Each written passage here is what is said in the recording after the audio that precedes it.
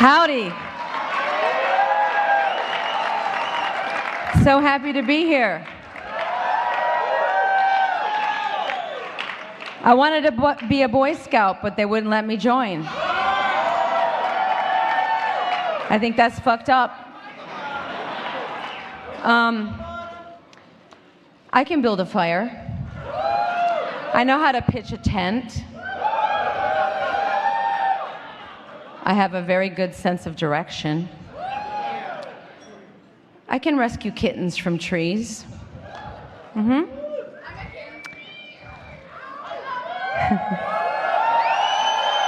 Listen, I want to do good for the community. And most importantly, I know how to scout for boys. So I think that I should be allowed to be a Boy Scout. And I think they should change their stupid rules. Don't you? Yeah? You guys don't sound excited enough. Don't you think they should change their rules? Okay, good. All right, so you may sit down. Please relax. I have a few axes to grind. I'm not going to talk till you're all sitting. I want you nice and cozy in your seats. I brought a book in case you take too long and I need to read.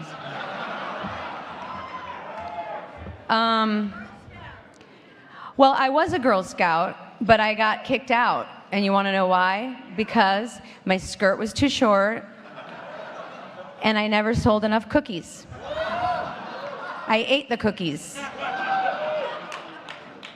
Those peanut butter patties are good. Anyway, we already talked about that. Let's get serious for a moment.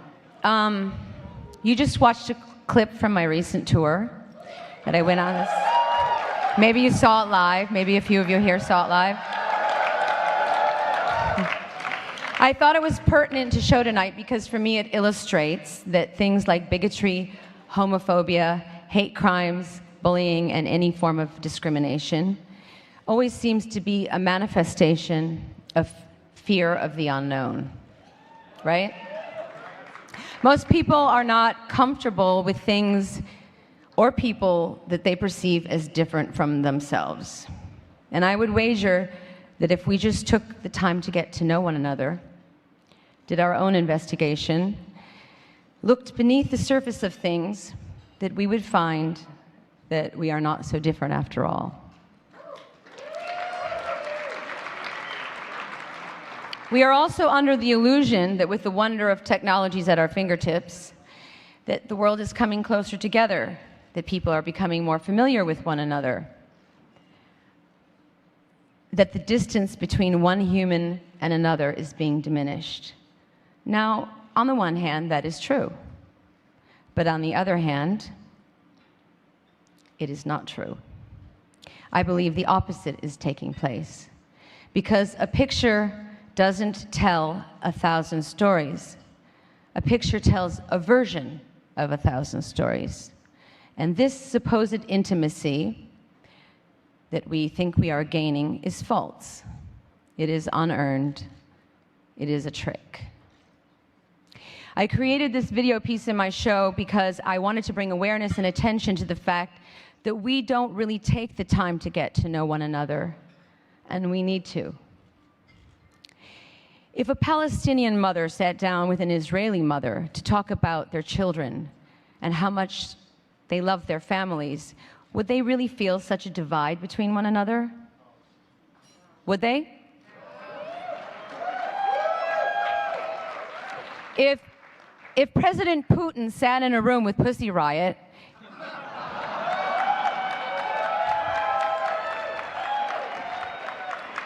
he'd probably want to fuck all of them, but anyways.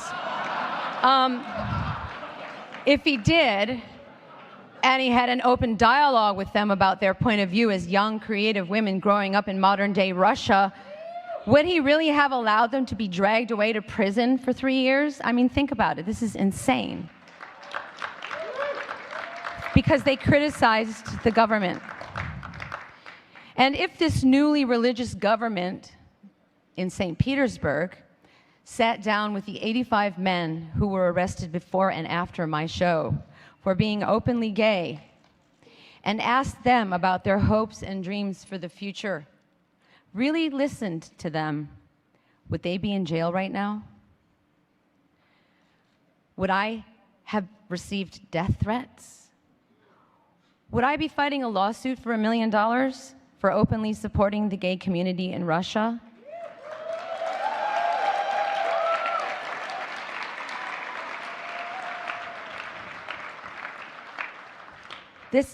I'm not tooting my own horn here. This is, you have to try and comprehend this because it's so absurd. All in the name of God. What did Jesus teach? It's in all the holy books. Love thy neighbor as thyself.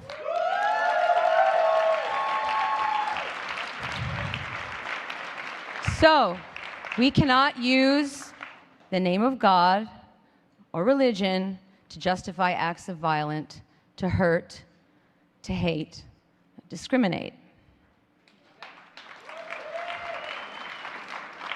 I think you get my point of view, and I realize that everyone in this room is pretty much on the same page as me. But anyone out there sitting on a fence still? A sharp fence, I hope. I hope you're listening. When I think about young kids today in America who are being bullied and tortured, who are taking their own lives because they feel alone and judged, outcasts and misunderstood, I want to sit down and cry a river of tears. 7 of those kids were featured in this video that I showed you. I have teenagers of my own now, and the idea of them or any young person experiencing that kind of pain is unfathomable to me. It's an atrocity to me. I don't accept it.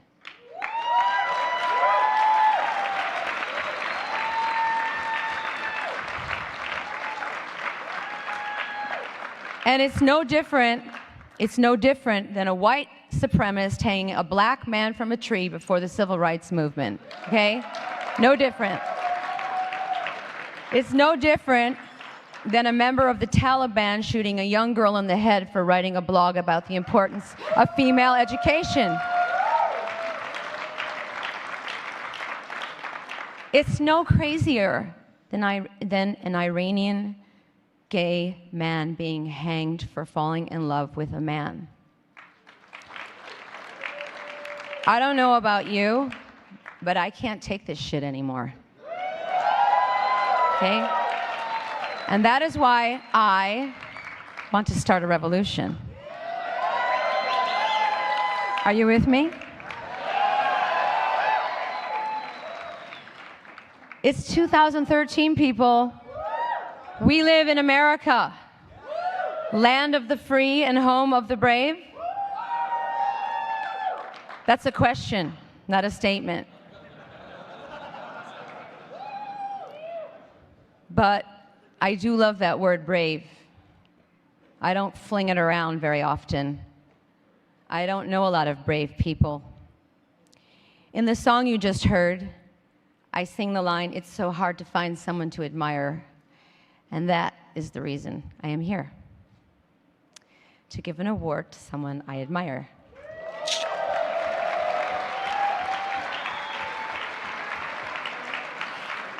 To acknowledge someone who is brave, someone who has made a difference in the world by promoting equality and giving a voice to the LGBT community. I am here to honor you, Anderson Cooper.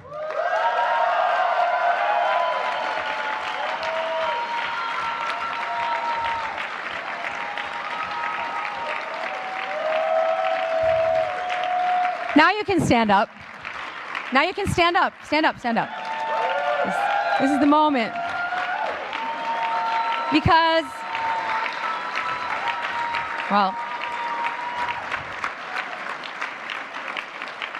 because Anderson, wait. move over a little bit because I need to look at his beautiful blue eyes. Say hi.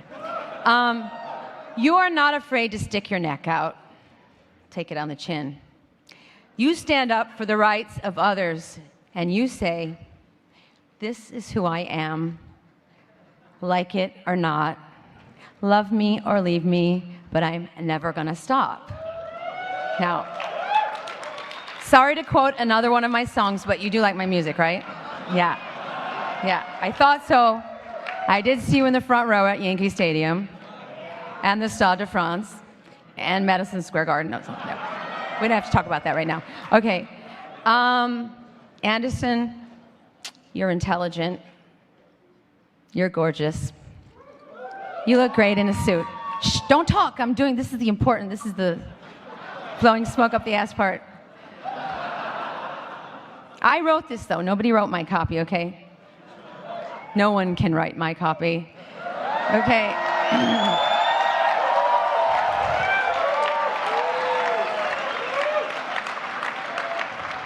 You are an excellent journalist. You have the most beautiful blue eyes I've ever seen. And half of America is in love with you. Maybe more than half. But the reason that I love you is because you are a freedom fighter. You are a badass motherfucker.